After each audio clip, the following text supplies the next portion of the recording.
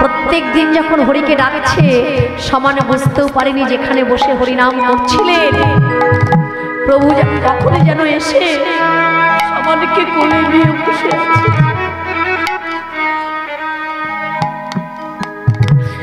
প্রভু থাকতে পারেনি সমানের ডাকে। আমার শ্রীহরি নিজে এসেছে, সমানকে কোলে নিয়ে নিজে বসে বসে নাম শ্রবণ করছে। সমান প্রভুর কোলের উপরে বসে বসে নাম করছে। প্রভুর নয়ন থেকে জল ঝরছে, নয়নের কাজলগুলো ঝরে ঝরে পড়ে যাচ্ছে। 10 দিন যখন শেষ, জমালয় থেকে যমদূত এসেছে সমানকে নিতে। এসে দেখলেন শ্রীহরি বসে আছে। যেখানে শ্রীহরি থাকে সেখানে যমদূত প্রবেশ করতে পারে না। এই কথাটুকুই তো আমরা বুঝতে পারি না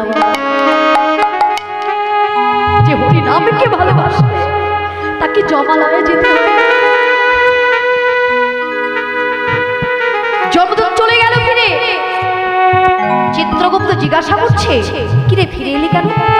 কি করব, ওখানে শ্রীহরি বসে আছে। চিত্রগুপ্ত নিজে এলেন স্বয়ং, এসে দেখছে শ্রীহরি বসে আছে, ডাকছে, প্রভু সমানকে দাও, নিতে এসেছে। শ্রীহরি বলছে, চিত্রগুপ্ত তোমার কোথাও ভুল হয়েছে। তুমি যে সমানকে নিতে এসেছো তুমি ভুল করে এসেছো। বলছে, না আমি ভুল করে আসিনি, আমি তো খাতা কলম দেখে এসেছি। কোথায় দেখো। এইভাবে হাত পেতেছে, হাতের উপরে খাতাটা দিয়ে দিয়েছে। প্রভু তাকাবার আগে ওই যে নয়নের জলের সঙ্গে কাজলগুলো গড়িয়ে গড়িয়ে পড়ছিল, তার একটা বিন্দু গিয়ে ওই 10-এর পাশে পড়ে গেছে। কত হলো? প্রভু তাকিয়ে বলছে, কে চিত্রগুপ্ত? তোমাকে বলেছিলাম না তোমার ভুল হয়েছে? তুমি বললে 10 বছর, কিন্তু এখানে তো রয়েছে 100 বছর। চিত্রগুপ্ত বলছে, না প্রভু আমার তো ভুল হতে পারে না। কই দেখি দেখি। তাড়াতাড়ি করে দেখতে গিয়ে চিত্রগুপ্তের কানে কলম গোজা থাকে। ওই কলম পড়ে গিয়ে ওই 100-র পাশে আর একটা বিন্দু বসে গেছে। হয়ে গেল না 1000। চিত্রগুপ্ত বললেন, প্রভু বুঝতে পেরেছি, তুমি যাকে কৃপা করো এই জগতে জমের সাথে তাকে জমালয়ে নিয়ে যাবে। হরি নামের দ্বারা হরির করুণার বিন্দু দিয়ে হলো 100। সেই হরি নামের দ্বারা কৃপা পেল কার? চিত্রগুপ্তের, যার কৃপার বিন্দু দিয়ে হলো 1000 বছর পরমায়ু। চিত্রগুপ্ত আশীর্বাদ করে চলে গেল। এইবার শ্রীহরি সমানকে ডাকছে, কিরে ওঠ। সমান উঠে দাঁড়িয়ে বলছে, কে তুমি? বলছে, কেন রে 10 দিন ধরে আমাকে ডাকছিস আর আমায় চিনতে পারছিস না? তুমি আমার শ্রীহরি। আমি তো শ্রীহরি। কি চাস আমার কাছে? আমি কিচ্ছু চাই না প্রভু, আমি শুধু তোমার কাছে এইটুকুই নিবেদন জানাচ্ছি, যাবার সময় যখন আমি আমার আপন ঘরে যাব যেন কৃষ্ণ বলে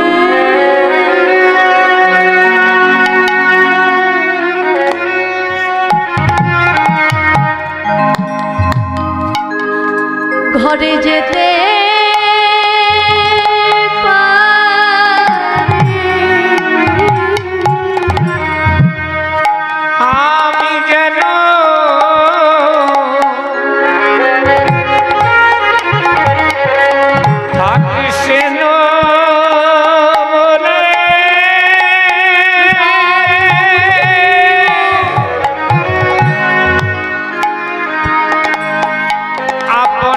ঘরে যেতে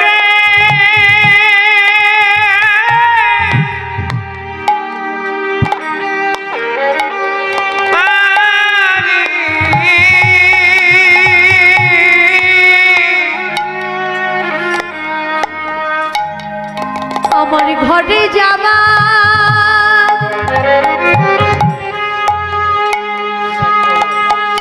ঘরে যাবা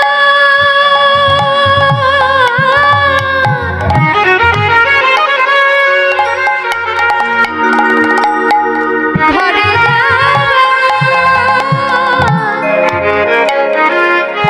সময় হলো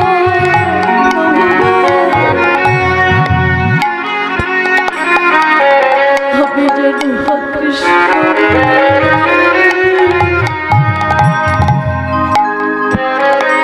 ঘরে যেতে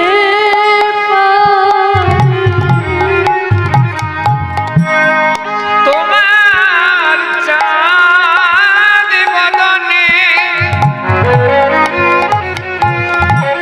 নয়ন দিজে প্রভু গো আমি যেন কৃষ্ণ মনে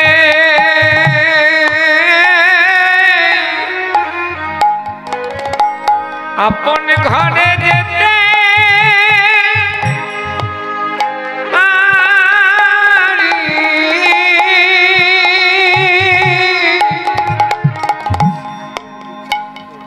ভবে তুমি বিনে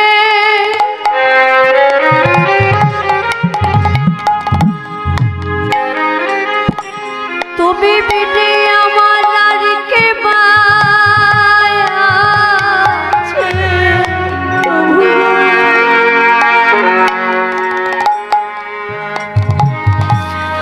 আমি যেন কৃষ্ণ বলে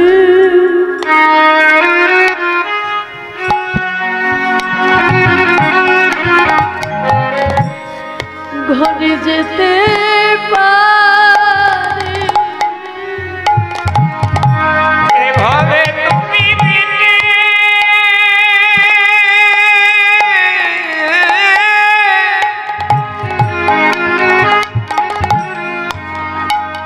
আমার আর কে আছে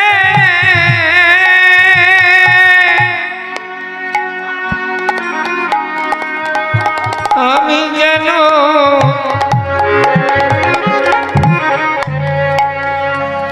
কৃষ্ণ বলে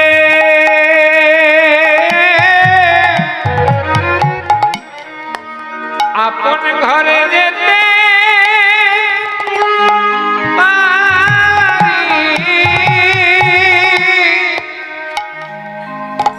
আমার আর ভাগ্যে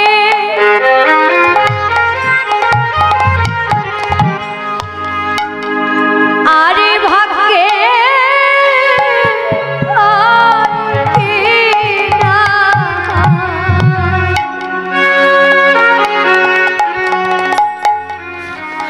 আমি যেন তোমায় নয়নে ভরে দেখতে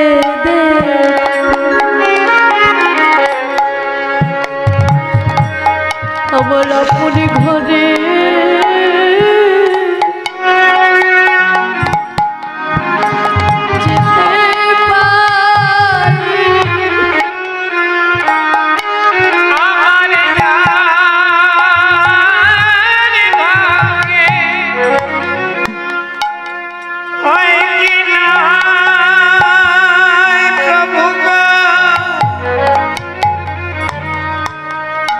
যেন কৃষ্ণ নাম লয়ে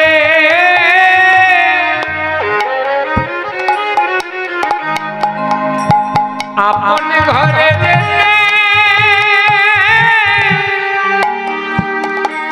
যেতে পারি।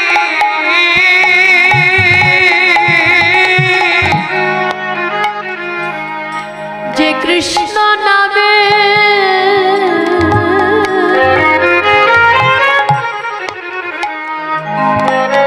পরমায়ুর বৃদ্ধি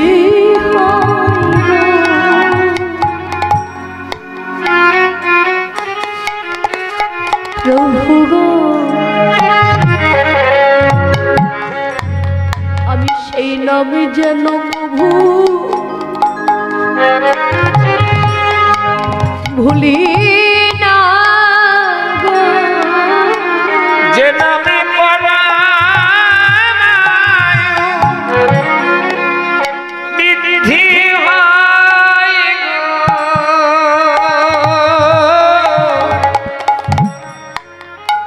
তোমার রাঙা চরণে আমার এই মিনতি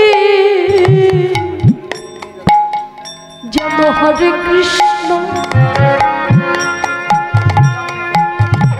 হরি বলিতে পারি। আমার আর কোনো বাসনা যেন কৃষ্ণ কৃষ্ণ বলে আমি ডাকিতে আমার আর কোনো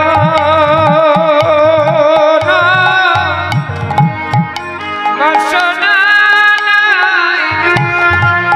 যে নামে গোবিন্দ দর্শনে মেলে আমি যেন সেই নামই ধরে তোমার ডাকিতে পারি। যেই নাম কৃষ্ণ দর্শন মেলে প্রভু দাও দাও তোমার চরণ ধুলি আমার আর কোনো বাসনা নাই। আমার মানব জানা ধন্য হবে। আর কোনো বাসনা নাই মানব জনম ধন্য আর কোনো বাসনা নাই মানব জনম ধন্য হবে। যেন তোমার নাম লয়ে যেতে পারি।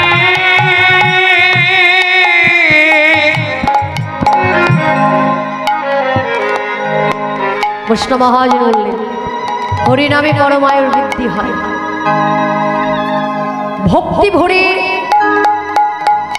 কেহ যদি আত্ম অহংকার ত্যাগ করে আত্মসুখ ত্যাগ করে প্রেম ভক্তি দ্বারা আমার ভগবানের নাম করতে পারে অবশ্যই তার রূপ দর্শন করতে পারে।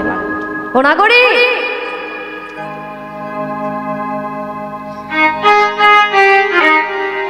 নাগরীর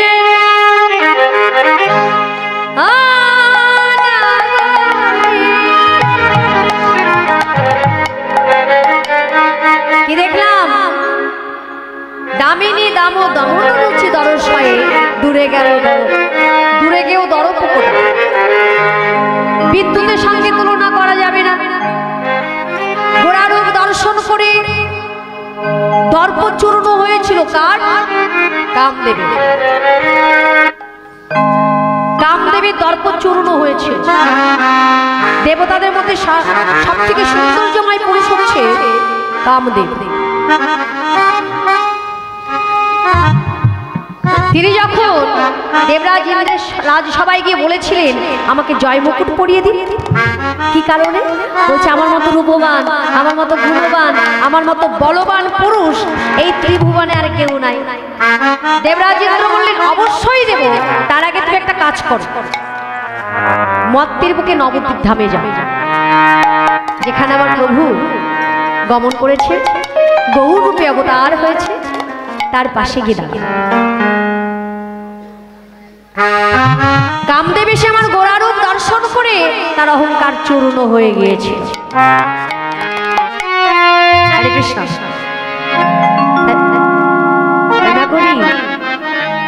যে রূপ দর্শন করে কামদেবের দর্প চূর্ণ হয় সেই রূপের সঙ্গে কার সঙ্গে দেব তুলনা?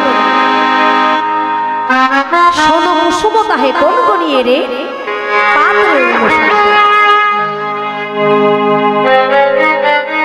তাহলে শোন কুসুমটা কি?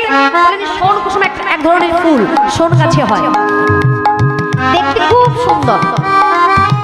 সেই ফুলের সঙ্গে তুলনা করো, বলছে তুলনা করা যাবে না। কারণ আরে ওই ফুল তো ক্ষণিকের জন্য প্রস্ফুটিত হয়, আবার মূর্ছা যায়।